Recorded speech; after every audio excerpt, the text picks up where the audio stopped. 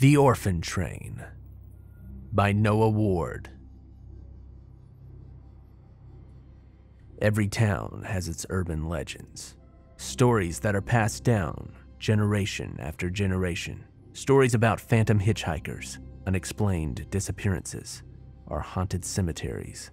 My hometown is no different, except that our urban legend is real. The story of the Orphan Train began in 1907. On October 9th, a train full of homeless children from New York was supposed to arrive in our town. It was part of some program to place orphans with families throughout the Midwest. It never arrived. Instead, a few miles outside of town, in the early hours of the morning, the train derailed and caught fire, killing everyone on board. That's where the facts end and the myth begins. According to legend, every October 9th, the Orphan Train reappears, filled with the restless spirits of the dead, and they try to complete the journey that will never end. There isn't much more to the legend than that. It was the sort of story that you told to your friends at a sleepover, and everyone knew of someone who had claimed to have seen the train. There were even a few unsuccessful attempts to build a tourist industry around it. Still, no one in town actually believed all the stories. No one, that is, except for Ben Whitaker. Ben was my best friend, and we'd known each other since kindergarten and were inseparable during our childhood. He was also the school's resident weird kid, always carrying around books about ghosts and haunted places.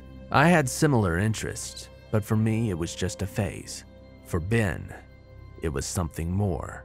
You see, Ben's parents had died in a car accident when he was about 5 years old. He'd been raised by an aunt and uncle who meant well, but they could never quite fill the void left by his parents' death. Ben would never admit it, but that was when his obsession with the supernatural began. He didn't just want proof that there was something beyond death. He needed it.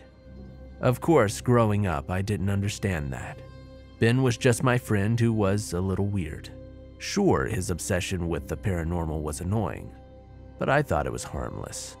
And it was, at least until our senior year of high school. Ben had been pestering me about going out to see the train since we'd learned to drive. Every year, starting around August, he'd plead with me to go out with him and prove that the legend was true. I'd shot him down every time, but this year, he was more persistent than usual. This was going to be our last chance, he warned me. After graduation, we were going to move away and never come back. If we didn't go out there this October, we would never see it. He was wrong on both counts, but I had no way of knowing it at the time, so I agreed. On October 8th, just before midnight, we took my parents' car and drove out to the stretch of tracks where the Orphan Train supposedly appeared. We parked in front of an abandoned gas station and walked the rest of the way. The only thing standing between us and the railroad tracks were an easily hopped fence. "Hey, we're not gonna get hit by a train, are we?" I asked Ben as we walked up to the tracks. "Nah, we'll be fine. I don't think any trains actually use this track anymore." And with that, all we could do was wait. The hours ticked by, with only the mosquitoes and crickets to keep us company. I suffered through it because I thought I knew how much this meant to him. But after hours of mosquito bites and no ghost train to show for it, my patience was at an end. "Ben, it's almost 3. Nothing is going to show up. And if one of my parents wakes up and finds me gone, I'm not going to be driving the car again until I'm 30. So let's go." Ben turned to protest, but then the ground began to shake. Up ahead, a bright light emerged from the darkness and began heading towards us. The roar of an oncoming train drowned out the drone of the woods. "This is it," Ben whispered, taking a step towards the tracks. "Ben, this is it," he repeated, stepping even closer. "Ben, we need—" "Shut up. I need to see this," he whispered, now standing dangerously close to the tracks. The roar of the passing train was deafening as I reached forward and yanked Ben back. A second later, a very real, very solid train flew past us. There were no ghostly children on board, only the rustling cargo containers. Ben's face fell as the last car went by. I thought... You thought wrong. Now come on, we're leaving. Ben nodded and followed me back to the car. We drove home in silence, and Ben never brought up the orphan train to me again. Looking back, that was the night that Ben and I began to drift apart. Ben withdrew himself, and I was too busy making post-graduation plans to try and draw him back out. Then I moved away to college, and Ben stayed put. Claimed he was still trying to figure things out. We tried to keep in touch, but Ben fell off my radar, especially once I moved to St. Louis for work. I thought about Ben off and on over the next 20 years, but I could never find the time to try and get back in touch with him. Then last year, my mother had a bad fall and needed someone to look after her until she recovered.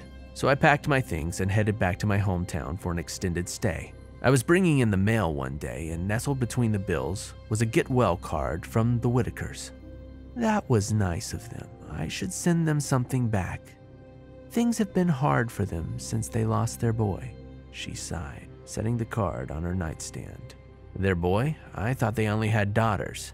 She shook her head and said that she was talking about the boy they took in, their nephew. Ben? What happened to Ben? I asked, and her face fell. That was how I learned that Ben Whitaker had been dead for almost a year. He died up near the old train tracks in early October. My mother didn't know much more than that the police had ruled it an accident. It's hard to process the death of someone you haven't heard from in years. It hits you as hard as any other death. But you're not really sad for the person that died. You're sad for the person that they used to be. The person frozen in your memories. Then you start to think of all the times you were going to reconnect with them and only put it off until it was too late. Still, what I felt more than grief or guilt was anger. I knew exactly when Ben had died and where. He had still been chasing ghosts right up until the end, and this time it had cost him more than a childhood friendship. Or maybe it hadn't been an accident at all, and the thought made me even angrier. Why hadn't he gotten help instead of clinging to his delusions? I was in a bad place, and staying cooped up inside the house wasn't helping. So that night, I hopped in my car and drove out to the local dive bar.